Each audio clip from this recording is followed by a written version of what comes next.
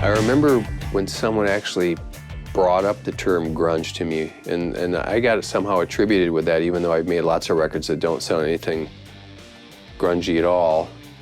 But a lot of people also thought I was from Seattle, and I was from Madison, Wisconsin. I remember being in a bar and someone talking to me about the grunge scene in Seattle. I was like, what is that? And they said, well, you know, some of the records you made are part of that grunge sound. And then Helter Skelter came on, and I remember saying to my friend, that is the first grunge song.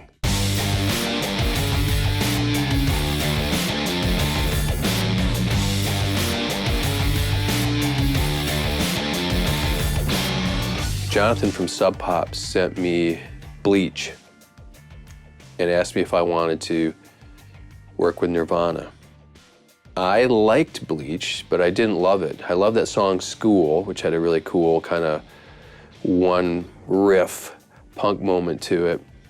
But what really turned my head was About a Girl, because to me that sounded like a Lennon-McCartney composition. A couple weeks before we went in and start recording Nevermind, Kurt sent me a cassette boombox tape from the rehearsal, and it had some of the new songs on it, Come As You Are and Teen Spirit. And at the start of it, he said, hey, Butch, we got a new drummer. His name is Dave Grohl. He's the best drummer in the world. And they clicked into Teen Spirit, and it just went completely distorted because of the built-in speakers on the boombox. Couldn't handle the sound pressure in the room. And I remember hearing the song going, wow, I love the chord progression, and it sounds really powerful, but it was hard to tell because it was so distorted. Cut to 2 weeks later, I walked into a rehearsal place in North Hollywood, met the band. Dave was goofy, and they were excited to be there because, you know, they had signed a deal with Geffen and they had an advance. So the first time they had some money in their pockets in a long time. And they played Teen Spirit the first time, and it absolutely floored me. They were so powerful sounding. And they were not slackers. They had practiced every day for 6 months leading up to going in the studio. They wanted to make a really tight, focused, kick-ass album. So they were ready. And I remember after I heard Teen Spirit, I just was pacing around. I just got up and I said, play it again, you know, and I was completely blown away by how intense it sounded. When we finished Nevermind, I went back to Wisconsin and was getting ready to start another project. And I think it was around the 4th of July, I had a party. I was renting this apartment near the lake in Madison on the east side, not too far from Smart Studios. And Billy Corgan came, and a bunch of people came, a lot of other musicians were there. And I put Nevermind on a cassette on the boombox out on the picnic table, and while we were grilling bratwurst. And everybody stopped talking and stood around the table and listened to the record all the way through. And it was done. There was silence for a few seconds, and then somebody said, play it again. And so I rewound the cassette and played it again, and the same thing. Everyone just stood there and listened to it. And I was sort of embarrassed in a way, but I just saw how people were listening to it and how it was affecting them. And again, I had no perspective because we did the record so fast in 16 days, and Geffen said, oh, we love it, but you know, I just thought, okay, cool. We thought the record turned out good.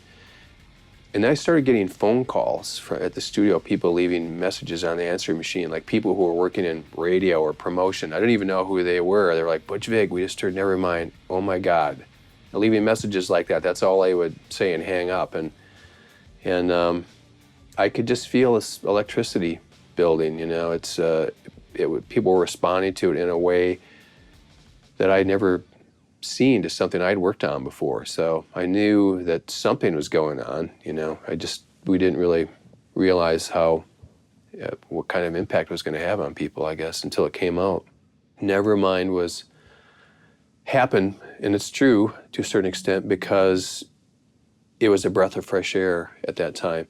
But if they had written a different batch of songs, I don't know that it would have had that kind of success, because it's just an amazing collection of pop songs, it really is. It's raw and visceral sounding. Kurt's vocals are like a jagged edge. It's so emotional sounding, but it's also super hooky. The songs are just glorious pop songs. Every song has a sing-along melody, and Kurt had a gift for that. I mean, he was an incredible musician, but he had this innate pop sensibility. As much as he loved the Sex Pistols, he adored the Beatles, you know, and you can hear that in his songwriting. And I think that's one of the reasons that Nevermind was so successful, is the songs had this great commercial appeal because they were super hooky. I think the biggest turning point in my career came from two records, really. I finished Smashing Pumpkin Gish in '91, and a few months later I did Nirvana's Nevermind. Gish was the first record where I really had a chance to work on the sounds and to really try and make a great sounding statement. We spent about 30 days recording and mixing. Up until then, I think every record I'd done had been about 3 or 4 days. You know, track everything in one day, overdub all the vocals in the second day, and then mix everything in the third day. And I did hundreds of records that way. It was good learning because you have to do things really quickly, just make decisions really quickly and get things done, because there was no time to even think about things like that, if it was good enough or if it could be better. Gish was the first record where I could really spend time getting tones and really work with the band, and with Billy Corgan specifically, because he was very much a perfectionist like I was, and I loved it. We would push each other, but we were on the same wavelength. And Gish made a lot of noise when it came out. The record kind of took off on, they were signed to Caroline at the time, but they had a big following, and it was getting a lot of press. And pretty quickly after that, I went in and did Nevermind, and had no idea that it was going to have that kind of commercial and critical success that it did. But as soon as Nevermind took off, I just got calls nonstop.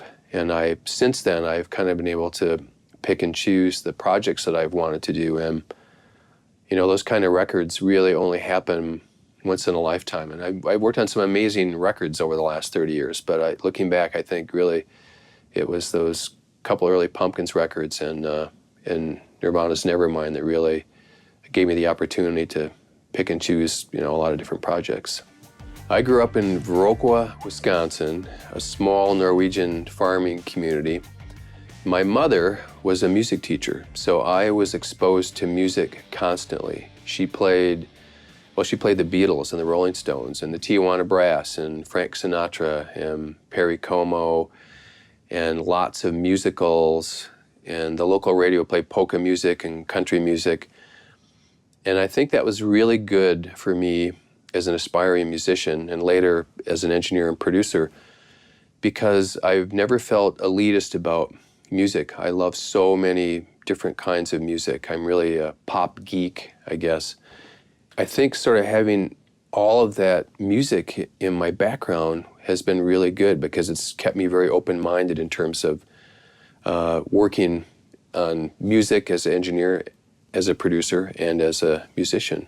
Well, I listened to a lot of pop music that my mom bought when I was really young, but then I got into rock and roll, and my mom listened to some of those records, but I got into Grand Funk Railroad and Humble Pie and Bad Company. I listened to Led Zeppelin and The Who. I was a massive Who fan, but I don't feel like I really found common ground until I went to the University of Wisconsin in Madison, and the whole punk new wave explosion happened. And I felt like those bands were doing something that I could do.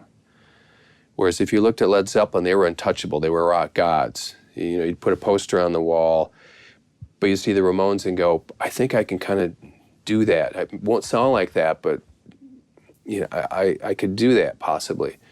So I started playing in bands in Madison, and also was recording. There was an electronic music studio at the University of Wisconsin, and I took 4 semesters of experimental music there. I started reading books on how to engineer. I literally went to the library and got these really dry books, probably written in the 50s, maybe early 60s, that had diagrams of walls and absorption and frequency responsive rooms and different microphone characteristics stuff. I didn't know anything about that, but I started reading up on it because I wanted to somehow figure out how to get those cool sounds that I was hearing on records. And when I first started buying albums, I would pick up the record jacket, look inside, produced by George Martin, produced by Eddie Kramer, produced by Glenn Johns.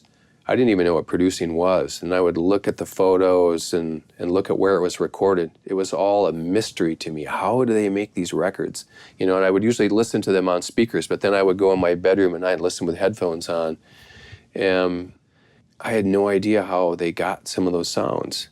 Then I started noticing that some producers almost had a certain style. And like I said, some of the producers who I mentioned earlier, I love George Martin and the Beatles. I mean, just they were incredible productions. And I love this early Stones records and Led Zeppelin. And I started to fall in love with Todd Rundgren's albums. And Chris Thomas, his work with the Pretenders and the Sex Pistols, those are just amazing records and completely two different sounding bands. And I fell in love with Steve Lillywhite and his production with XTC and with U2, that crazy huge drum sound that he got. I mean, how did he get that? You know, he gated the drums. So what does that mean? You know, I had to sort of figure out how to do that. I think I knew I was going to follow music production my whole life. When I finished college, I'd been doing a lot of work in the experimental music studio and playing with local bands in the Madison scene. And I'd gone to film school and I had a choice, come out to LA and try to get into the film industry or continue making music in Madison. And because I was already part of the local scene, I knew a lot of musicians, and the band I was in, Spooner, had made some noise. You know, we were pulling in 500 people a night at some of the small clubs in town. It just felt like that's what I wanted to do. It didn't really dawn on me that I was actually doing that full time until a couple years later, after we had established Smart and then we started getting a lot of work. Then I realized this is what I want to do, and I sort of fell into it.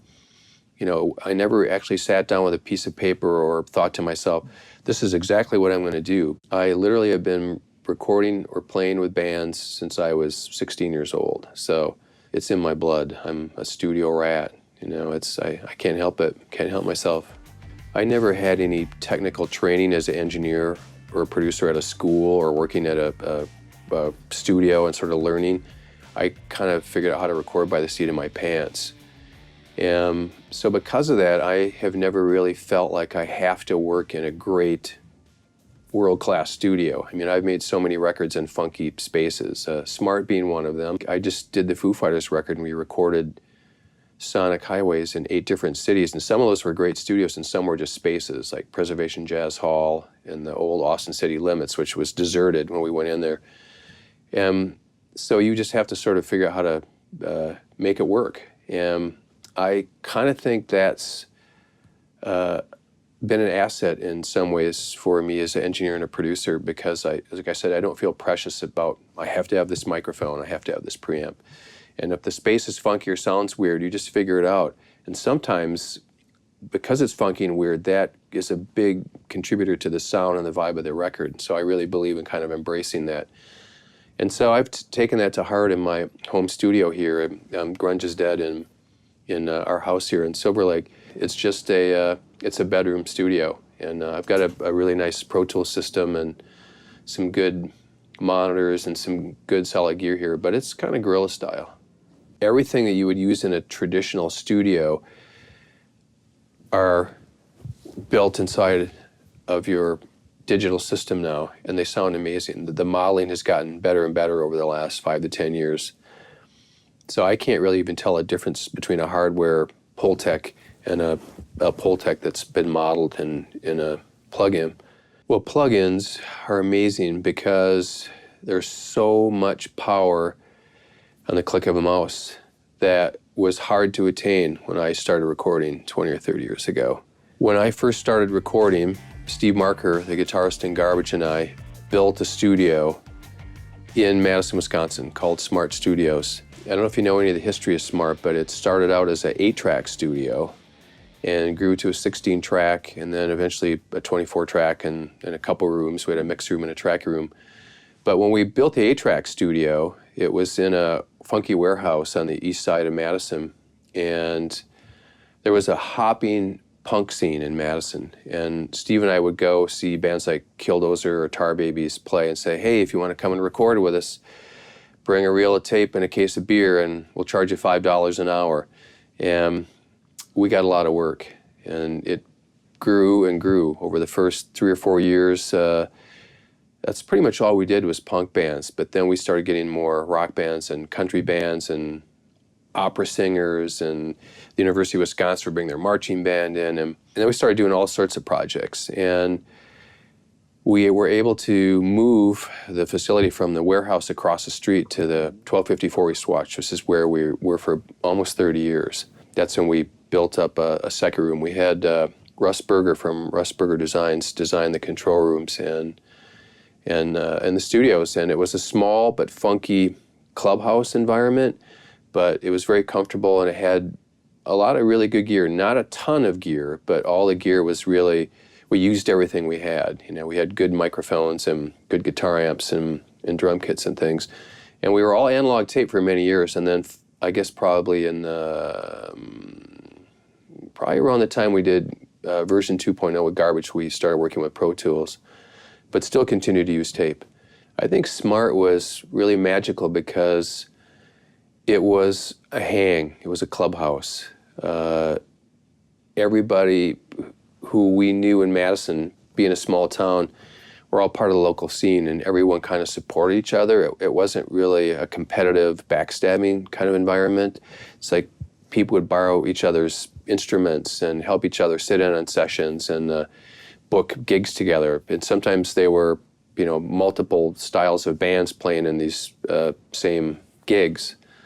You know, you'd have a funky jazz band playing with a hip-hop band playing with a punk band, and it was cool. And the University of Wisconsin has about 50,000 students, so there's always a fresh influx of new musicians and bands. Sometimes they would just last a couple years, but it always felt really creative. We were starving artists, literally. We made no money when we started the studio, and so Steve moved in. We had a used plate reverb we put in the back closet, and he just threw all his clothes back by the plate reverb, and he slept on the floor in there every night for about 6 months till he couldn't take it anymore, and he finally went out and got another apartment.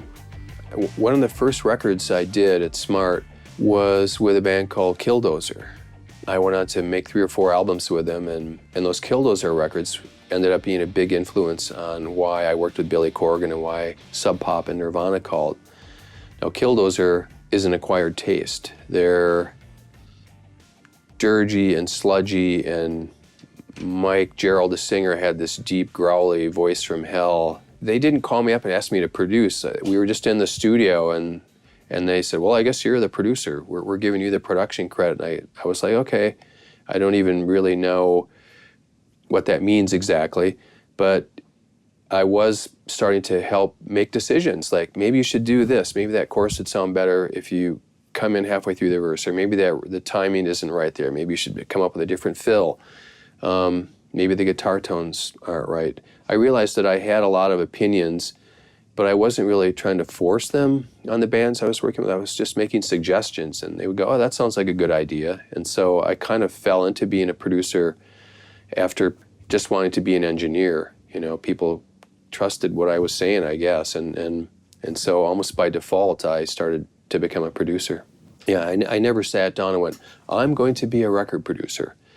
It just grew out of wanting to be a good engineer and make interesting sounding records, and then just offering up an opinion, and people kept asking me for my opinion, really.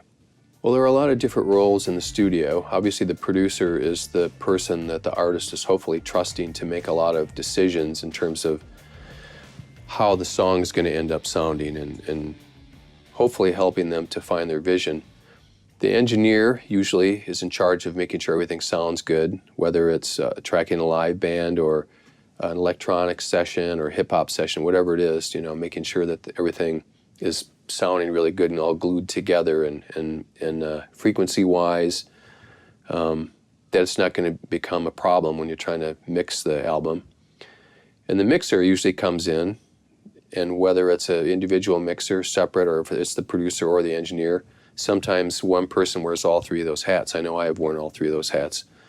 But the mixer sometimes comes in and has to have an objective look at what the producer and the engineer have captured in the sessions, and has to have a good gut instinct for trying to find a way to balance it and give it a really good perspective and and make it all really focused. And sometimes a mixer can bring in a focus that the engineer and the producer may be missing because they're too close to it and they're not objective anymore. And sometimes that's what a great mixer brings into the project, is that they're completely objective. They didn't record this guitar part or record these back vocals, so if they mute them and take them out, they don't care. And sometimes that part of what is mixing, part of what producing and engineering is too, is what to leave out, so a really good mixer can have really good ideas with that in terms of what is really the important things in the mix, and the important things in the song that need to be focused.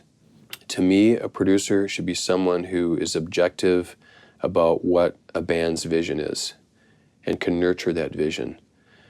I know for me, I wear multiple hats because when I'm producing the Foo Fighters or Green Day, I have to remember they are the band and it's their vision.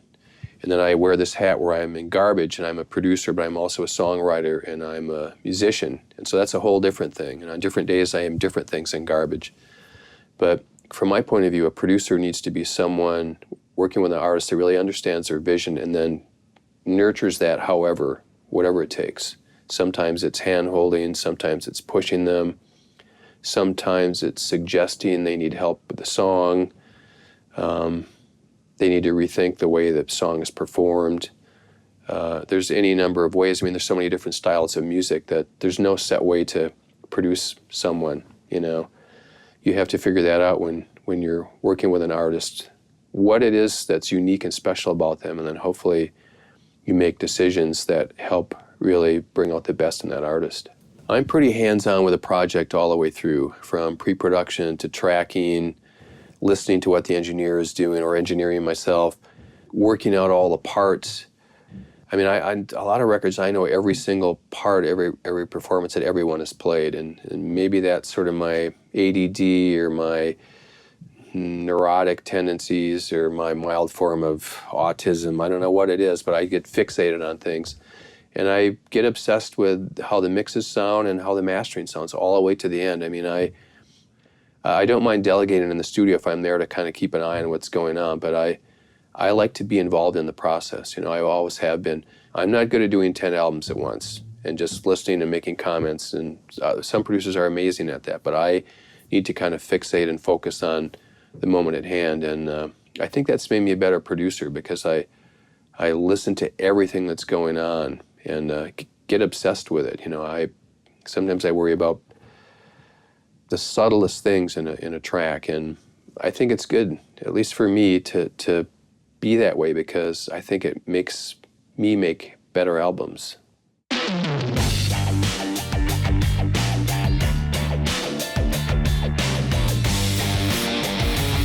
In Garbage, I'm a music producer, I'm a drummer, I'm a songwriter, I'm an engineer, and I'm also in a band. I just play with my bandmates, and I love being able to wear all those different hats. And on any given day, the four of us will wear those hats. Like Shirley is the co-producer because she's more opinionated than I am, quite frankly. All four of us produce, all four of us write. All four of us like to hang around and take the piss out of each other. There's a lot of self-deprecating humor in Garbage, which I think is good. It's kept us going for 20 years, that we don't take ourselves too seriously. But I love being in a band like Garbage because when I first started playing in bands, I was the drummer. And ultimately, personally, I just found that boring. And because I like playing guitar, I like playing piano, I like getting sounds, and I like writing songs, I like engineering, and I like making production decisions. And in Garbage, I get to do all of those. And I think that's one of the reasons that Garbage has survived for 20 years, is that all of us get that out of the band. We all have different roles that we get to play. And so ultimately, that gives you a lot of avenues to be creative. Whereas if you only have one role in a band, I think ultimately that can get stifling. And so I recommend it if you can do that in a band, to be able to wear different hats, be able to have different roles, because it keeps life interesting. The first thing I focus on when I hear a song usually is the hook. That could be a vocal line, it could be a guitar riff at the start of the song, it could be the feel of the track, like the groove of the drums and bass. It could be a weird sound. Sometimes a song will start and there's not singing for 30 seconds or 45 seconds. You know, there's 8 bars or 16 bars or however long of letting the music flow. And so something draws you in, whether it's the beat or a melody or a sound. And that's what's cool about music. There's no one thing that pulls the listener in. You know, each artist, when they write a song, it's going to be a unique song unto itself. And if you've got a good hook, whatever that hook is, it's going to draw you into the song for the entirety of that song. You know, it's funny, when I'm working with an artist and a song comes to fruition, it's usually right when the lead vocal has been sung. Maybe the song's not finished. There may be more music that needs to be recorded. It could be in a very rough form. But there's a point when I start playing a rough mix over and over and over again, in its raw form, that's, to me, is when the song is done, and that's the most exciting part of it. A lot of times, by the time I finish a track, you know, when you've added all the extra bells and whistles and gone back and mixed it and had it mastered and then tweaked anything and gone back and had it mastered again, I'm kind of burned out on it. I usually put it aside, and I have to wait about 6 months to go back and sort of appreciate the song. But there's that moment right when it gels that is pure magic to me. And I know it when it happens because, like I said, it may be a rough mix. It's not even, and it doesn't sound very good. But the core of the song is there, and I can hear what the song is about. And also, my point at that point in the song, my brain can imagine how it's going to sound. And sometimes it doesn't end up sounding that way. But for that one moment where you're listening to that rough mix, it's pure magic because the song has come to fruition. And that's a magical thing. Whether it's a really minimally produced track or whether it's a over-the-top, overproduced track, and I'm certainly guilty of that with some of the bands I work with and sometimes in garbage. But the song has to have a emotional connection for me. So when I'm getting an emotional connection out of it, then all of the fairy dust stuff doesn't really matter that much. Like, is that little hi-hat thing in the bridge, is that loud enough? No one really cares about that anyway. It's really coming down to sort of the core of the track, the groove and the sound of the production and the singing. You know, are you getting some kind of connection? So when I'm getting an emotional response from the song that way, then I know the song is done. Music is an experience that you can take with you for your whole life. If you hear a song when you were falling in love when you were 16, and you hear that song 20 years later, you might go back to where you were and how you felt emotionally at that time. And that's one of the amazing things about music, is that it has this ability to almost put an imprint in your brain like a time capsule, and can give you this emotion that you can feel connected with tomorrow or 20 years later. And it's different than other art forms. Like if you read a book, a great novel, you're probably not going to read that novel every day or 10 times a day like you do with a great song, like you listen to a great song. Or you go see a film. Now, it may be an incredible 2-hour experience of a film, and you might go and see it 2 or 3 times. If it was Titanic, you might go see it 10 times, if you were a teenage girl, apparently. But music is really an art form that can be experienced over and over and over again. And I think that's one of the great things about it. It has an emotional bond with the listener that you can continue to experience. And that is very, very powerful.